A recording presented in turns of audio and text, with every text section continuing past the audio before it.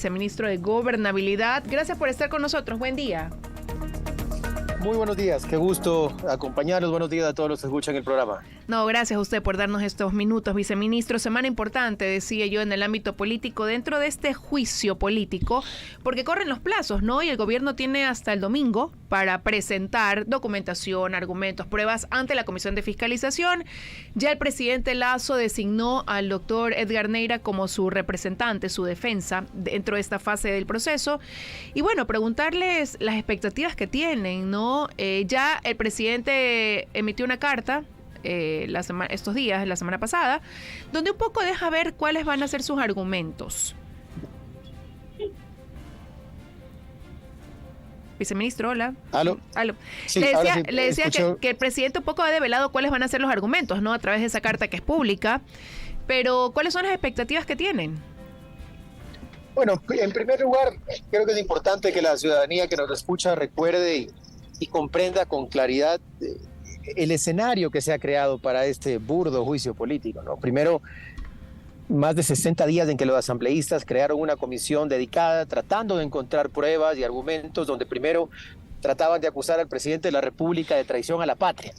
Luego, cuando los jurisconsultos, sobre todo académicos, los destrozaban en redes sociales, decidieron, faltando 2 días para que acabe la comisión, cambiar la causal y acusarlo de comisión por omisión de delitos contra la administración pública, cosa que es un imposible en nuestro derecho. Entonces salió un informe con 104 votos. Ese fue el original, que no tiene ningún valor legal. A los 3 días, los propios que firmaron ese informe burdo y sin valor legal empezaron a negarlo, ¿no? Ya a los 3 días ya no era de ellos, no habían firmado, que era otra cosa, que iban a hacer otra solicitud de juicio, y armaron una nueva solicitud de juicio que corrigieron 4 veces, la quinta si contamos la que el CAL les ayudó, cambiando causales porque no encontraban pruebas. Luego recibe el CAL y fue tan desastroso el manejo en lo jurídico que hasta pusieron artículos que ya habían sido derogados. Entonces, finalmente el CAL les da la ayudita y la quinta vez les permite corregir e ingresan 3 supuestas causales con cierta narrativa y ciertos supuestos argumentos y pruebas. De esas 3, la Corte Constitucional a 2 les dice que no son ni siquiera mínimamente verosímiles, que son simplemente irreales, inventadas, que no hay pruebas que lo demuestren. Y esto es importante para que la ciudadanía entienda la mala intención con que los asambleístas se inventan estas cosas. Es decir, después de haber hecho una comisión por casi 40 días, tumbaron 2 supuestas causales, luego corrigieron 5 veces para meter 3, y de las 3, 2 le dijeron está inventada. Y la tercera, que es la única que se acepta, y es importante llegar hasta acá, porque vean que hay 4 etapas de que han querido hacer en contra del presidente son falsas.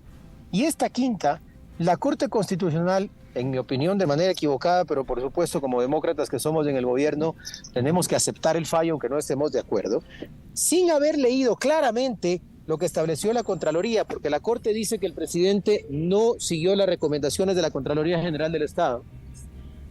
Establece la Contraloría que debían reformarse ciertos elementos del contrato para mejorar las condiciones financieras. Nunca establece la Contraloría ni responsabilidad penal, y mucho menos la Contraloría en el informe recomienda anular, cancelar o suspender el contrato. Lo que dice es, y aquí me refiero al contrato de SOPEC, dice que había que mejorar las condiciones. Y tanto escucha el presidente esas recomendaciones que a partir de julio del 2022, que es cuando ya el presidente puede hacer una reforma a ese contrato, y ojo que el informe de Contraloría salió en mayo de 2022, se implementan estas mejoras y genera que Flopec llegue a $180 millones en utilidades, cuando el año anterior tuvo solo 13 millones, y en el año 2020, cuando el presidente todavía no era presidente, tenía pérdidas. ¿A qué voy con esto? A que la Corte, sin leer el informe de Contraloría, ni tampoco entender lo que sí se acató, dice, aún así, que los elementos que encuentran para el tercer cargo son inferencias fácticas mínimamente verosímiles. ¿Qué significa esto?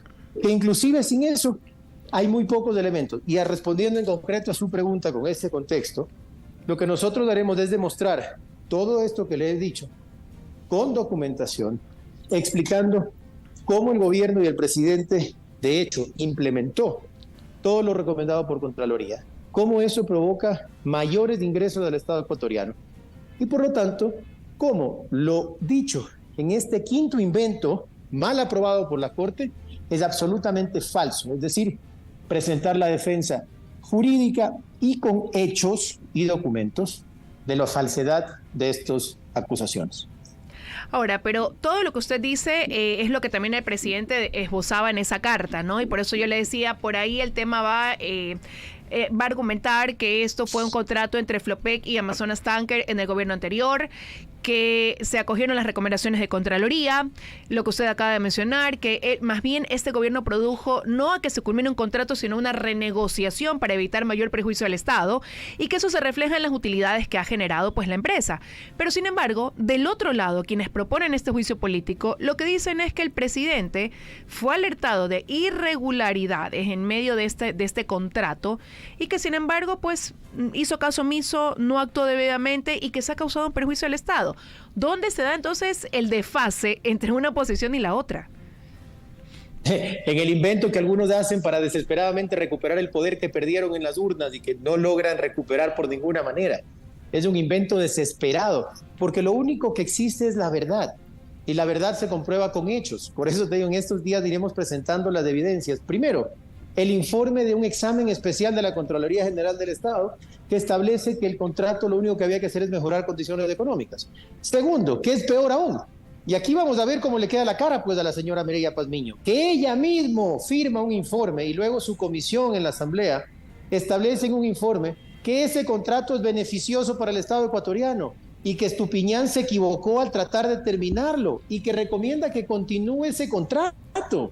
Entonces, yo no entiendo la dualidad que pasa en la cabeza de la señora Pazmiño, que por un lado ingresa y firma, porque esto no es extraoficial por si acaso, no está en las actas de la Asamblea Nacional, un informe donde dice que el contrato es positivo y luego acusa al presidente de peculado por el contrato que ella misma dice que es positivo. Punto uno. Punto dos, las supuestas irregularidades fueron analizadas. De hecho, el presidente de la República y el gobierno en septiembre del 2021 presentó una denuncia en la Fiscalía por supuestos actos de corrupción en Flopec. Pero eso no es lo mismo a lo que quiso hacer erróneamente el almirante Estupiñán. Me parece que comete un error por acelerado, que es el otro argumento que presentan estas señores, ¿no? Que es que Estupiñán quiso terminar el contrato y lo votaron por eso. Falso.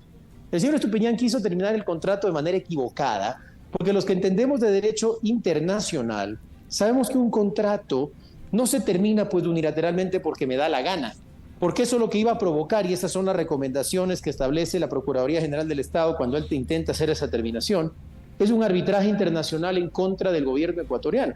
Ya, los ciudadanos han escuchado cuántas veces ha perdido el Ecuador en arbitrajes internacionales por la irresponsabilidad de gobiernos anteriores de andar terminando contratos porque le caía mal a alguien.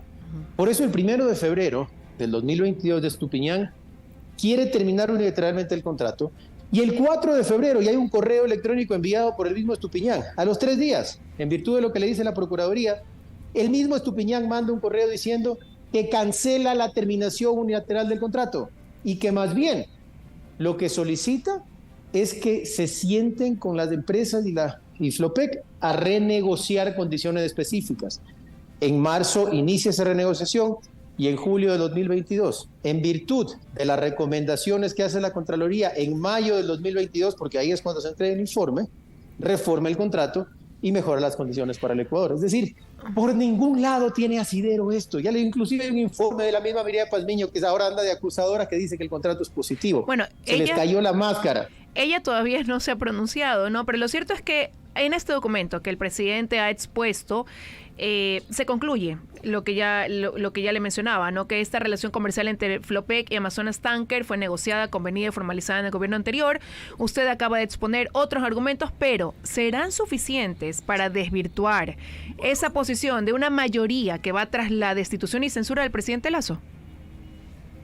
Mira, hay dos elementos. Primero, la ciudadanía necesita escuchar la verdad, y por eso el presidente, a pesar de tener el arma de la muerte cruzada a la mano, decidió defenderse y presentar esos argumentos para que la ciudadanía entienda la honestidad del presidente y los burdos intentos, que es el tercero ya, de un grupo de asambleístas que siguen órdenes de su jefe para tratar de recuperar el poder como sea, mintiéndole al país e inventándose cargos que no existen.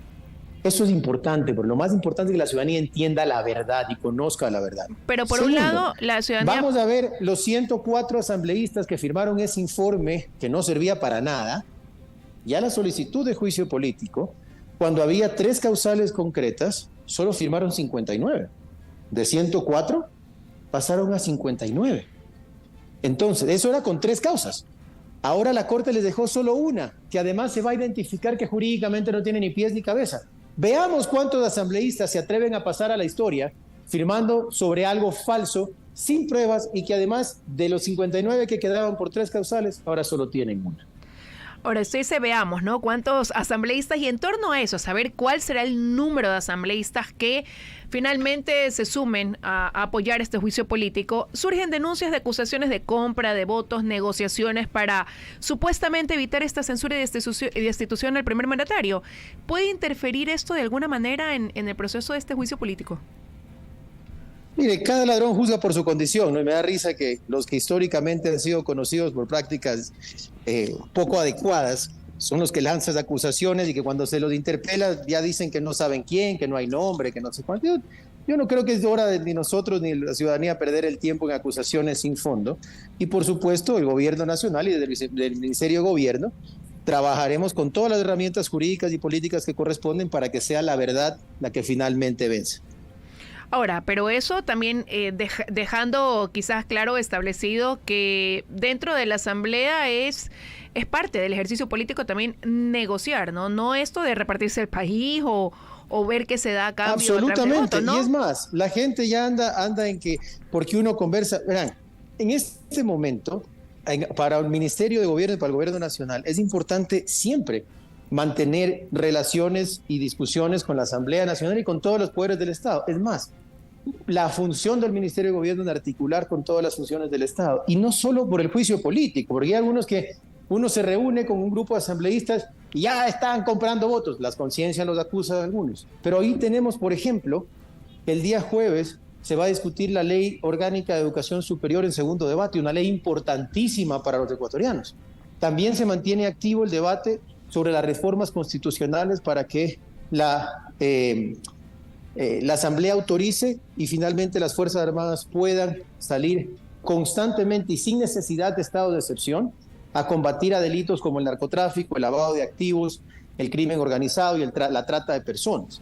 Tenemos, y así, algunos proyectos, inclusive el 14 de mayo, en virtud de la ley, son la designación de las nuevas autoridades de la Asamblea Nacional. Entonces hay muchísimos temas por los que como gobierno tenemos que mantener un diálogo abierto, y es, como tú muy bien dijiste, parte natural del ejercicio democrático el mantener diálogos y negociaciones políticas legales, siempre públicas, sobre lo que tiene que pasar en la Asamblea. Y aquí seguirán 2 años más en el que habrán más proyectos de ley que hay que discutir y llegar a acuerdos con los asambleístas. Es absolutamente legítimo. Ahora, viceministro, por ahí desconfianza de lado y lado, porque mire usted que por un lado quienes hacen estas acusaciones hacia el gobierno de esta compra de votos están pidiendo grabaciones del interior de la Asamblea, y desde la bancada oficialista también están pidiendo grabaciones, es decir, desconfían de lado y lado de lo que se esté haciendo para proceder o no a la cesura de institución.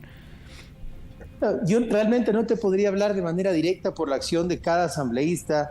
Sin embargo, lo que me parece es que un grupo pide unas grabaciones de 1 o 2 días específicos, lo que hicieron los asambleístas de la bancada oficialista, es decir, bueno, pidamos las cámaras de todos los espacios de la Asamblea de los últimos 2 meses, para que se evidencie la verdad, no sesgada, no teledirigida, sino la verdad completa, que, de nuevo, es absolutamente legítimo que se mantengan discusiones y conversaciones desde distintos actores, siempre y cuando tengan un interés y una función legal legítima respecto de proyectos de la Asamblea. Quiero agradecerle, viceministro, por habernos acompañado esta mañana, dándonos su opinión, su proyección sobre lo que se va dando en medio de este juicio político al presidente Guillermo Lasso. Gracias por haber estado con nosotros. Que tenga un buen día. Muchas gracias a ustedes. Siempre un placer y a las órdenes. El abogado Mario Cubio, viceministro de Gobernabilidad, esta mañana con nosotros en WQ Noticias.